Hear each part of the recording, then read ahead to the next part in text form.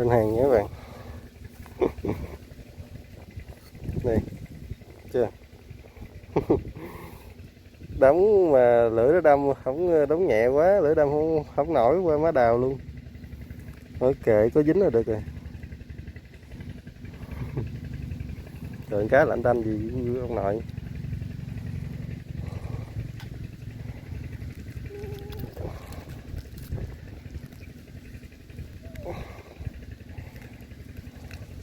Đây, gạt nhẹ cái à.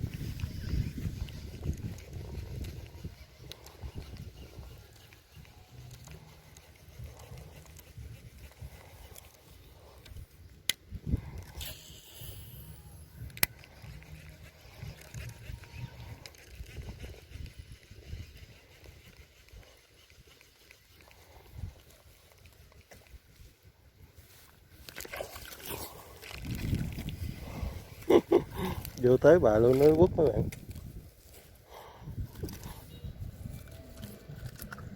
Tiếu thiệt. Đây nè, đen thui thù lùi luôn.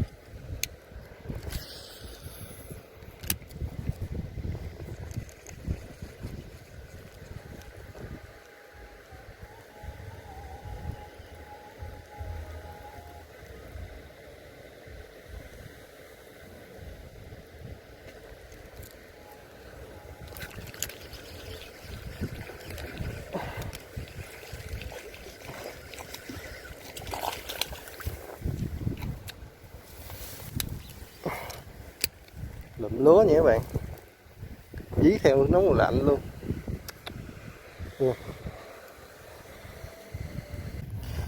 Con này bự nhất sáng giờ nha. Hồi nãy táp một cái rồi mà nó tấp hụt, còn chọi thêm cái sau nó dí, chọi thêm cái sau nữa cái nhỏ táp, cái nữa tới ảnh dí theo, trời ơi nó chạy. Các bạn thấy ở trong video nhìn nó không thấy rõ chứ ở ngoài nó chạy động bung súng luôn á, nó ngược theo con nhái nè, bỏ ổn quá mà. Lưỡi này cũng lưỡi xịn, dính gỡ không ra.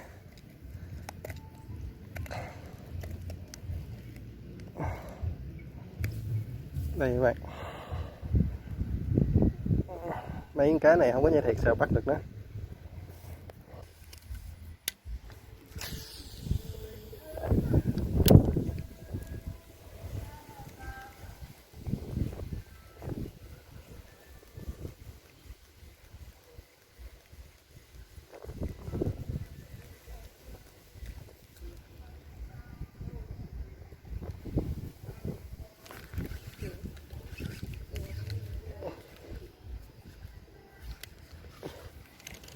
Sảy các bạn, dở quá.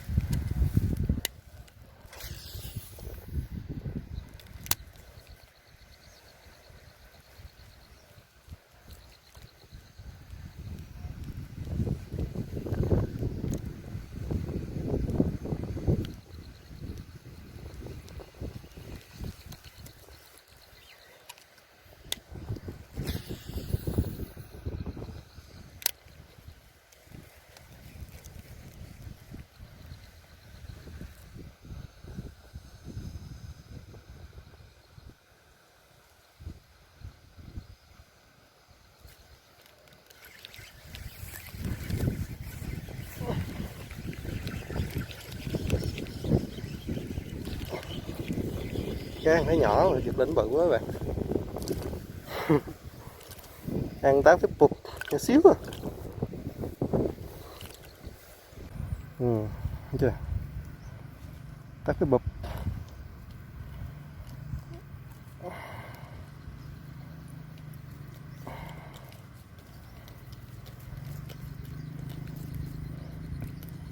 Lưỡi này dính gã không ra luôn á.